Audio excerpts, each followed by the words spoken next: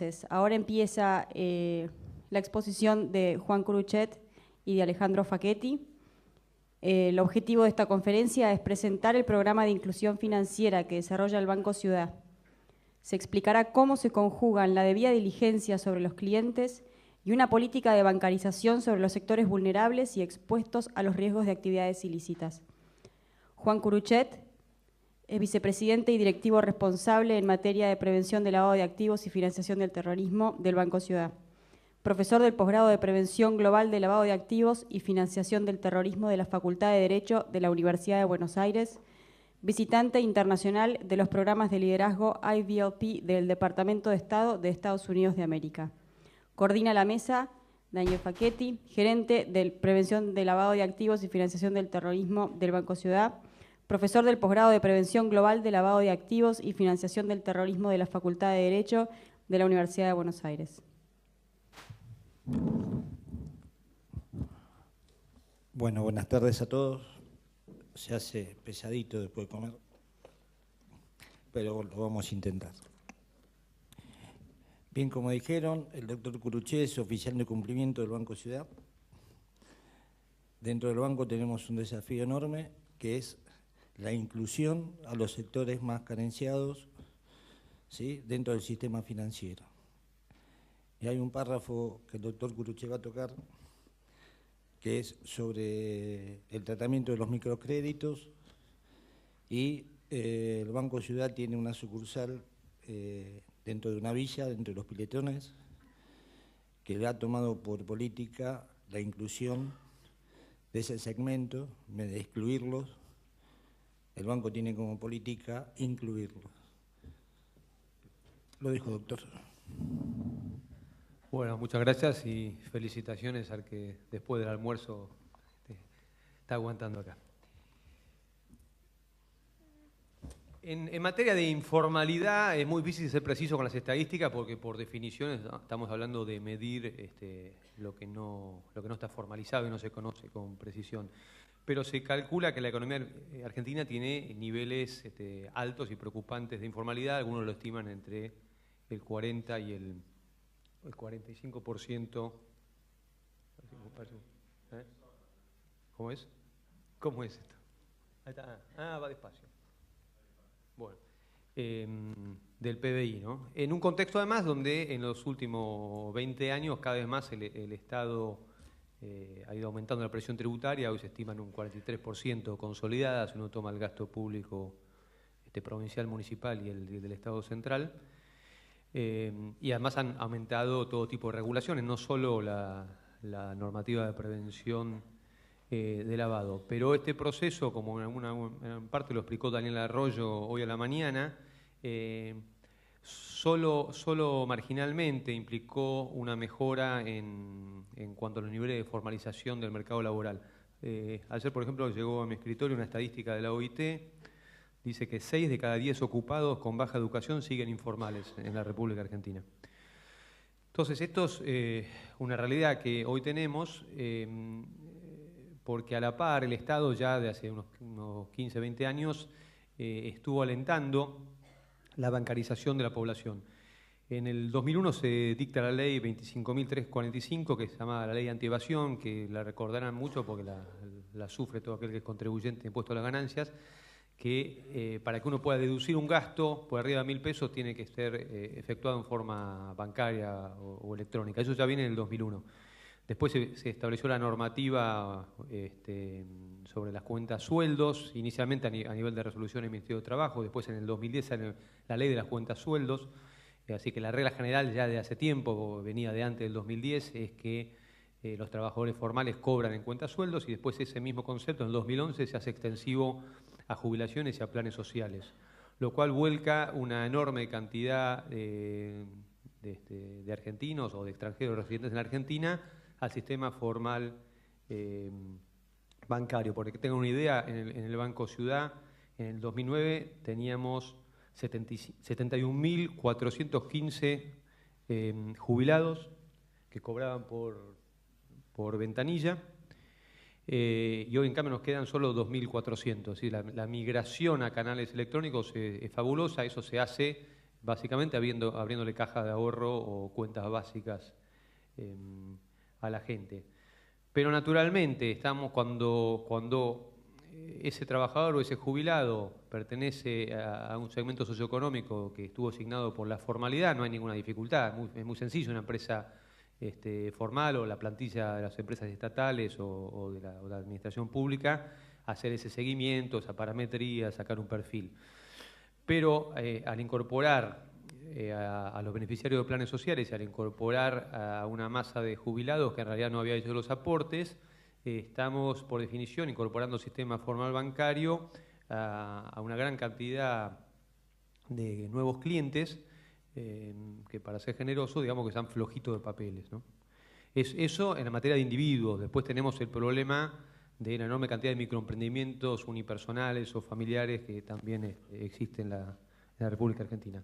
Como mencionó recién Daniel Facchetti, el Banco Ciudad, entendiendo que parte de su rol como banca pública, tomó un sinnúmero de iniciativas apuntando a un concepto de inclusión financiera. Es decir, el valor implícito que está en esto es que es sano y es bueno para una sociedad que la mayor cantidad de gente se formalice. Si ustedes incluso piensan, ahora se recortaron algunos, pero la enorme cantidad de promociones que tenían los titulares de tarjetas de débito o de crédito en los bancos, la población, que muchas veces naturalmente es la de menores ingresos, que no tiene esos productos, no accede a esos beneficios. Entonces, si comprando con una tarjeta me devuelven 3 puntos de IVA, o si comprando con una determinada tarjeta en un supermercado tengo 20% de descuento, la población más pobre de este país, que hace changas y no tiene cuenta en el banco, no accede a eso. En los últimos 4 o 5 años, un segmento importante de ese grupo, sea porque es beneficiario de planes sociales, sea porque se le extendió la jubilación, sea porque consiguió trabajo, aunque sea en condiciones de alguna precariedad, pero con algún grado de formalización, empieza a estar en el radar y en el universo bancario, y por lo tanto, cuando uno ve en página entera los domingos solicitada con las promociones, también se benefician. Sobre todo aquel que además puede tener tarjetas de crédito, aunque sea por montos bajos, ¿no? Bajo esa lógica, desde el Gobierno de la Ciudad de Buenos Aires y el Banco Ciudad empezamos a hacer una serie de pruebas piloto, llamémoslo, porque no deja de tener un grado de experimentación.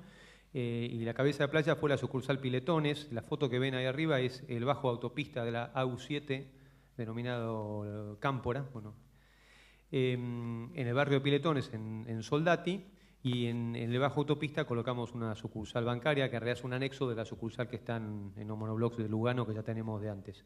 Y como parte de esta iniciativa hemos recorrido, hemos visto el complejo Piedrabuena, la Villa 2124, la 1114, y tenemos un programa que está a la espera de ver la justificación social y comercial del tema, a ver si se desarrolla plenamente, pero lo que sí es muy concreto, como siguiente paso, es que enfrente a la Villa 1114, donde está la cancha de San Lorenzo, la Ciudad de Buenos Aires va a construir un centro de atención con los programas sociales que ofrece, y va a haber una posición bancaria también ahí. Entonces eso al banco lo pone en una situación de frontera con los beneficios y con los riesgos.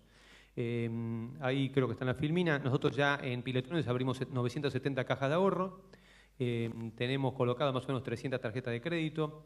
Hay un experimento que tiene algún grado de comparabilidad que hizo el Banco Río en el barrio La Juanita en La Matanza. Ellos, cuando arrancaron hace 1 año y medio o 2, colocaron una tarjeta de crédito que tenía las siguientes características. Tenías 1.000 pesos de crédito así diferido en cuotas y 1.000 pesos de consumo para tener en ese mes, o sea, solo 2.000 pesos como producto básico. Y a ese producto se llegaba mostrando cualquier tipo de ingreso, incluyendo un plan social o incluyendo una pensión y demás. Esa posición bancaria, donde tenemos 3 empleados fijos más un empleado de seguridad, hoy cubre más o menos entre 2/3 y 3/4 parte de su costo, ¿sí? No está break-even. pero tampoco es que sea puramente deficitario. Nosotros teníamos la expectativa cuando la abrimos, que el mercado inmobiliario está más dinámico, con que colocáramos un hipotecario por mes y alguna tarjeta, algún otro préstamo, ya casi estabas cubriendo los costos. De hecho, hemos tenido un caso, llamémoslo de éxito, que es una habitante de Piletones que accedió a un hipotecario y se mudó a una zona residencial de Villa Lugano, que en condiciones mucho mejores, ¿no?, de lo que ella vivía. Así que en el caso concreto del Banco Ciudad, toda esta iniciativa ha llevado a unos 75.000 clientes nuevos de un perfil, llamémoslo, más vulnerable. Pero esto mismo ha estado pasando con la banca pública en general. Piense que nosotros somos más o menos el 4 y pico % del total sistema bancario argentino. Si uno va a los números del Banco Provincia, Nación, el Banco de Córdoba, el Banco de Corrientes, que acá hay gente de Corrientes, o el Banco Municipal de Rosario, supongo, y en menor medida el Banco de Santa Fe, que fue privatizado, también tenés un aumento muy grande de este conjunto de universos. Como otra iniciativa, largamos una empresa específica de colocación de microcréditos. Quizás estén familiarizados con el concepto de microcrédito, que lo desarrolla así como figura señera Muhammad Yunus, que fue Premio Nobel de la Paz. Él lo desarrolla con un esquema de grupo solidario, es decir, que el microemprendedor tiene que conseguir que 8, 10, 12, depende de cada línea de crédito, de sus vecinos, que a su vez integran microcréditos, sean todos cogarantes solidarios, y no paga uno, el resto, entre todos, tenemos que hacer una vaquita y cubrirlo. Nosotros lo hemos armado de otra manera, que es lo que ahora en América Latina está más en boga, siguiendo el modelo del Banco de Estado de Chile, que no exigir la solidaridad, porque no resultaba tan fácil. Pero estamos calificando a microempresas, muchísimas de las cuales están en la informalidad parcial o total, que en realidad es un segmento, como dijo Arroyo más temprano, un segmento de mini pymes que sienten que los bancos no están para ello y que ni ingresan los amedrenta el vidrio y el mármol ni ingresan jamás a un banco, ¿no? Y el monto promedio de crédito que estamos destinando al segmento son 18.000 pesos. La normativa del Banco Central, que permite tener regulaciones un poco menos exigentes, tiene topes de 40 o 60.000 pesos para este tipo de líneas. Y en la práctica lo que estamos haciendo es cerca de 18.000 pesos promedio. Algunos se llevará obviamente 4.000, 6.000, dependerá del proyecto, otros más. La empresa lanzó hace muy poco, ahí están viendo el acto de asignación del crédito número 1000. El Banco Provincia tiene una empresa similar que largó hace más tiempo y más grande naturalmente. Ya van con las renovaciones y demás por el crédito 70.000. Y creemos que es muy importante que la banca pública, que tiene algunas ventajas en materia de estabilidad de sus depósitos, del costo de fondeo y por lo tanto también tiene obligaciones de tipo social, aborde esta cuestión. Pero se produce naturalmente una tensión entre las obligaciones de seguimiento, de reporte y exigencia de tener los legajos completos, de conocer al cliente, y la atención de un segmento flojo de papeles. Hace un tiempo, recientemente, el Banco Central emite la comunicación A5612 y es una comunicación que nosotros entendemos bastante dura, probablemente muy apropiada para el segmento formal tradicional bancario, pero no deja de ser requisitos adicionales que son barreras adicionales para que está en la informalidad se incorpore a la formalidad, porque lo que establece con toda claridad la norma es que un banco no le puede abrir la cuenta a aquel cliente con el cual no pueda completar el legajo, o tiene que proceder a discontinuarla cuando se detecte una situación donde no está completo el legajo. Y los casos, cuando uno habla de la informalidad, no siempre son blancos y negros, ¿no? O sea, puede un kiosco de una villa estar tributando como monotributista y un mes de un movimiento que supera la escala de donde está, puede no estar registrado, o puede estar trabajando en la formalidad bien, pero de repente no te dan los montos y perfectamente el que vende Coca-Cola o servicio de cable o otra cosa hizo pasar por la facturación lo que en verdad es venta de Paco. O sea, no, y es un microconocimiento que de enorme dificultad detectarlo, y más a la distancia cuando en una casa central uno está monitoreando y no va a tener los elementos del movimiento de plata. Por supuesto que se fijan parametrías y montos monetarios, y en la medida que los perfiles estén bien hechos, las inconsistencias y los desvíos tienen que saltar inmediatamente, ¿no? Pero también es cierto que son todos casos muy, muy fronterizos. Le doy un ejemplo de quienes sacaron, algunos ejemplos de quienes están sacando los microcréditos del Banco Ciudad. El primer caso que voy a visitar, yo soy presidente de la entidad, ¿no? de Ciudad Microempresas, me encuentro que me llamó mucho la atención porque era del Valle Berlucea, sé que era a 50 metros de la Bombonera. Y voy a un bar que se llama El Triunfo, a un almacén, y le pregunto a la señora, que era de origen paraguayo, porque ya lleva como 10 o 15 años en la Argentina, y me dice, ¿y para qué querías la plata? Y dice, mira, yo vivo de esto y saqué 12.000 pesos de préstamo porque quiero tramitar la habilitación, que la estoy tramitando, porque no puedo arriesgar que venga un día la municipalidad y me clausure.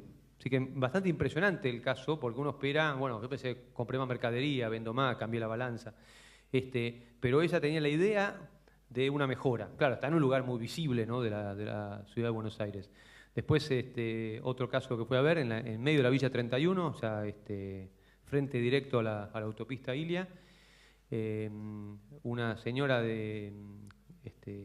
con pareja de origen peruano, pero ella nacida en Argentina y con muchos años de villa, que la familia recoge las botellas, las cortan, las pulen, las limpian bien y les mandan hacer etiquetas de equipo de fútbol, que tenía desde Cerro Porteño a todos los equipos argentinos.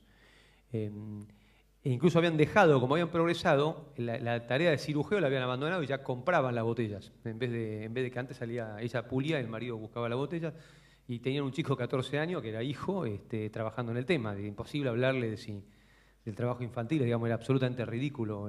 Para ellos era un orgullo que le estaban saliendo a trabajar y a ganarse la plata de esa manera.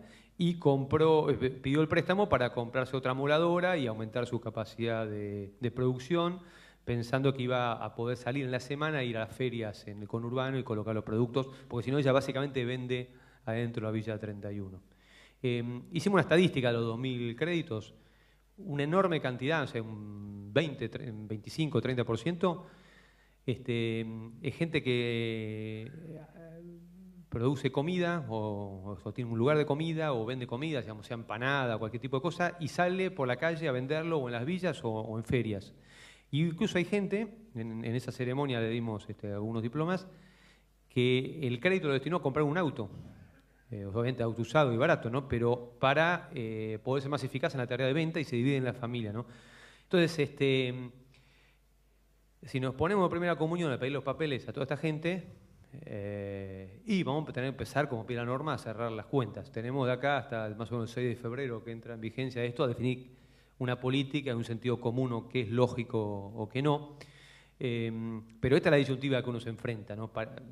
Creo que todos coincidimos que socialmente es más beneficioso a gente que está en informalidad darle un crédito, tenerlo como cliente, calificarlo si ve que tiene progreso con la tarjeta, que pueda salir adelante, explicarle un día que se puede inscribir como monotributista, que un día cambia de categoría, y en el mejor de los casos, como un gran sueño, pero que alguna gente va a llegar a eso, le decís, mira, ahora ya tenés tal nivel que pasás a ser parte del cliente de la banca PYME, del Banco Ciudad, y no estás más en la microempresa.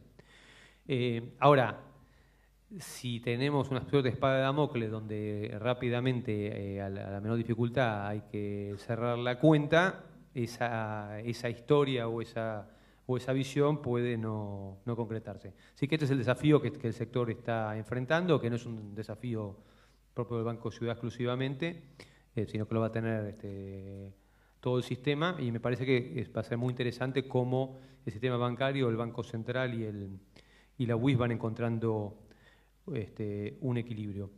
Quiero remarcar en paralelo cómo ha ido cambiando,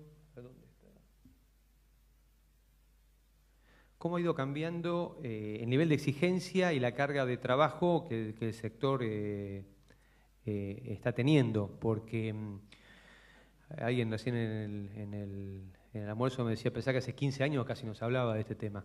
La verdad que en los últimos 5 años hay una concientización enorme en todas las organizaciones, y les voy a dar algunos datos estadísticos que salen de los propios informes de gestión de la UIF, que se los voy a leer porque no creo que se pueda leer mucho, salvo que tengan muy buena vista. En el periodo 2000 a 2009 había 350 sujetos obligados registrados. Del 2010 al 2014 pasamos a 33.417. En el periodo, en esa década previa, 6.042 ROS recibidos, los reportes de operaciones sospechosas. En cambio, ahora saltamos a 88.250, creo que el año pasado fue cerca de 35.000. No hubo antes operaciones o supervisiones in situ de la UIF. Después pasamos a 98 en el periodo. De hecho, creo que a todos los bancos hemos tenido requerimientos y demás. Y el central sí, claramente lo tiene como algo ordinario en su esquema de control, porque la UIF descansa mucho en las inspecciones del central. En materia de sumario también el contraste es enorme, de 4 se pasó a 138, a 18 sanciones aplicadas. En multas hay 218 millones de pesos en multas aplicadas, si bien como hay apelaciones creo que hay solo 250.000 pesos efectivos de multa, pero no quiere decir que no sea una preocupación para el banco que está, o cualquier otra entidad, ¿no? Esto no es solo bancos que están en esa situación. También aumentó mucho el nivel de colaboraciones con la justicia, y particularmente el rol como querellante de la UIF y el éxito teniendo procesamientos. Hay 156 procesamientos en los últimos 4 años, según el informe de gestión de la UIF. También aumentó mucho el nivel de embargos a 751 millones de pesos, en menor medida decomiso, que son 2 millones y pico. Entonces, en el caso nuestro, nuestra entidad, hemos aumentado la cantidad de ROS en un 800% desde el 2009. Entonces, la pregunta es, ¿qué significa todos estos datos que les acabo de leer? ¿Se está previniendo mejor o es que se lava más dinero en la Argentina? Yo no creo que es que se lave más dinero. En todo caso, si creció la economía y en misma proporción se mantiene el sector informal, se puede decir que esa proporción crece, pero en realidad lo que hay hoy es una batería de normas, de sistemas y de procesos donde se releva mucha más información, y pasamos, por lo tanto, a tener la preocupación quizás inversa, que tenemos tanta cantidad de reportes, tanta información, tantos regímenes mensuales de información y los periodos de información de los entes regulatorios, que uno a veces tiene dudas sobre la capacidad de esos organismos que quedan abrumados de información de focalizarse en los casos más significativos, porque lo numérico te desborda. Obviamente estamos hablando de entidades que actúan profesionalmente y tienen sus propias matrices de cómo seleccionan los riesgos y dónde ponen el foco, pero lo que estamos viendo en nuestro banco, al menos, que nos están pidiendo informes, sobre todo desde el 2008, así que venimos como en diferido en 4 o 5 años, lo cual me lleva a otro tema, que es también una aspiración nuestra, que sería muy tranquilizador para el sector tener un mayor grado de precisión de las normas. Cuando hablamos de no abrir una cuenta o cerrar una cuenta porque el legajo está incompleto, hoy queda librado al manual de procedimiento que nosotros establezcamos. Y la verdad que si se pudiera consensuar entre las cámaras bancarias y los entes de control con un mayor grado de detalle cuáles son los lineamientos para ello, uno sabría que está trabajando bien y no mal. Por ejemplo, me falta una constancia de domicilio en un cliente, ¿eso es suficiente para cerrar la cuenta o no? ¿Me falta declaración de PEP o no? La verdad que estas discusiones las tenemos adentro del banco, ni nos ponemos de acuerdo entre nosotros. A algunos le parece algo gravísimo, a otros no tanto. No conocemos al accionista, parece que no conozco al cliente. No conozco al segundo nivel de accionista, bueno, no es menor. Ahora no tengo la declaración de PEP, pero por otro lado saco de una base que es PEP, pareciera que no tengo que cerrarlo. Pero esos son temas que son de todos los días, pero que no están tan, no hay una casuística por lo cual esté determinado quién tiene razón o quién no. Así que sería un esquema un poco más colaborativo de ida y vuelta con los entes de control, sería muy interesante, porque entenderíamos qué es lo que espera el Banco Central o la UIF de las entidades que tenemos que cumplir con este régimen. Hoy en realidad a veces uno tiene la impresión que tiene que cumplir en forma bastante formalística todo, pero que si después aparece un tema que uno lo ponderó de una forma equivocada, si llega a estar en el diario, inevitablemente te comes un requerimiento, una inspección y probablemente vayas al sumario. Que me huele a veces hasta casi a la responsabilidad objetiva. Tuviste la mala suerte de que te estalló un petardo abajo del pie y por más que tu matriz de riesgo, tu enfoque, tu criterio y todas las horas que le pusiste estuvieron bien, se te pasó un tema y tenés un grave problema. Y la verdad que es muy difícil, desde el punto de vista regulador, admitir lo contrario, porque un caso que pasa es un caso que es un problema importante. Entonces, pero bueno, con esto lo convivimos hoy. Voy muy rápido antes que me rete mi coordinador Facchetti. Te recuerdo que sos mi subordinado en el banco, así que... No, yo también quiero recordarte que nunca tuve un oficial de cumplimiento como vos. Me lo recuerda todos los días. Bueno, menciono rápido, tenemos algunas normas de importancia recientes que nos implican, desde el punto de vista del día a día, una carga de trabajo importante, porque tenemos que actualizar los legajos todos los años con una política específica. Esto en sucursales lo viven como un gran esfuerzo, pero por otro lado también es una oportunidad, porque, y sobre todo para los bancos públicos, que muchas veces tenemos clientes cautivos, que son, algunos se sienten como rehenes y maltratados, el conocerlo bien es lo que va a permitir hacer una política comercial más seductora, ¿no? Así que no todo es costo, si uno lo quiere ver desde el punto de vista de quienes tienen que vender los productos, o al menos así tratamos de explicárselo.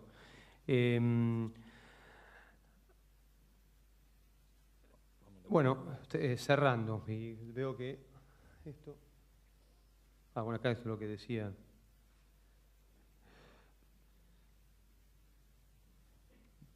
No me ayuda esto, va lento. Me quiero saltear la filmina entera para ir más rápido, no. Bueno, los temas concretos de estas nuevas normas, se los resumo y cierro con esto, es la obligación de no abrir cuentas a un cliente si no cumple con la exigencia de legajo. El hecho de que hay que discontinuar la relación comercial cuando se genera reporte de operación sospechosa, aunque después hay algunos atenuantes, pero eso es muy duro. Y sobre todo muy duro para los sectores informales, porque vos a veces no te cierras, lo tenés que reportar, pero sabés que se trata de marginalidad más que lavado en sentido estricto. Y bueno, hay este atenuante que se puede establecer un seguimiento reforzado y evitar el cierre. Pero tenemos problemas todos los días. Por ejemplo, bajo la legislación nuestra, una sociedad anónima tiene 4 o 5 meses después de cerrar el ejercicio para convocar la asamblea que trata el balance. En un contexto de inflación alta, si vos estás trabajando en mayo del 2014 con el balance del 2012, y la verdad que el perfilamiento que vos tenés y la parametría que puedas tener está totalmente obsoleta, ¿no? Uno trata a veces de obtener declaraciones de ventas más recientes, certificaciones y todo, pero al no poder mantener la homogeneidad nominal de las cifras es un problema. Bueno, termino acá. No tenemos entonces claro cuándo un legajo esté incompleto, este es un tema, y nos encantaría que poder trabajar antes de febrero, cuando rijan nuevas normas, con los entes de control para establecer lineamientos más precisos sobre la materia. Bueno, gracias.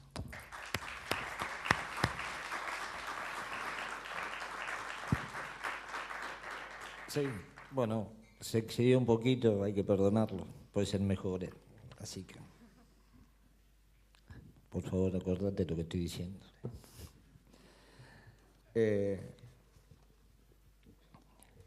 Realmente es muy importante establecer, como todos los panelistas han dicho, normas claras, precisas y que realmente ayuden al sistema financiero. Las normas que están sacando hoy, sobre todo la 5612, contradice mucho el accionar en su momento de querer bancarizar a todo el mundo, y por el otro lado, si le falta un papel, no tiene un legajo completo, como lo regula la 121 en sus artículos, hay que cerrarle una cuenta. Desde ese punto de vista, arranco yo preguntándole al mejor, ¿qué política de riesgo implicaría tomar para el Banco Ciudad? Y yo te voy a preguntar a vos cuando hagamos la reunión mañana del tema. No, a ver, lo que la nueva norma de Central nos ha obligado es a repensar la lógica de toda una política que llevaba unos cuantos años. Nosotros teníamos como mucho entusiasmo de instalar posiciones bancarias en lugares donde no hay bancos y abrirle cuenta a gente que no imagina, como te lo dicen. O sea, yo cuando visito a los clientes de una microempresa dicen, no imaginé que un banco era para mí. Y hoy tenemos que repensar de ese segmento cuál queremos asumir como riesgo tolerable y cuál no, y la verdad que no lo tenemos 100% claro. Te diría que vamos a caer en parametrías monetarias un poco arbitrarias, que es, bueno, a ver, explícame cuál es vos con tu kiosquito, o vos vendiendo botellas, o vos vendiendo tela confeccionada, qué movimiento tenés, qué grado de formalización tenés, hasta cierto porcentaje y considerando los parámetros de las normas, te lo vamos a tolerar. Fuera de eso, o te adecuás o te cerramos. Pero estamos hablando de un segmento que también contarle esto es chino básico. O sea, no es que sea fácil este diálogo, que además recordemos que hay una obligación de confidencialidad en todo esto encima. Sí. Pero este diálogo no es fácil ni con una empresa multinacional donde se ofenden cuando le pedí los papeles. ¿Qué me estás insinuando? ¿Que no estoy justificado adecuadamente? Si te ofenden, te hacen algunos una escena psicopática a veces. Porque vos le contás la mitad, no le podés decir que si no te reporto, que si no tal cosa. Más difícil aún con gente con bajo nivel de instrucción y con un temor reverencial a un banco. Pero menciono un tema que lo hemos hablado unas cuantas veces, que tampoco tiene solución, pero que es una pregunta conceptual importante. ¿Qué es, desde el punto de vista de la prevención del lavado de dinero, qué es más conveniente? Cuando se detectan situaciones inconsistentes, reportar, cerrar la cuenta y echarlo del sistema, o reportarlo, darle seguimiento reforzado y tenerlo dentro del sistema.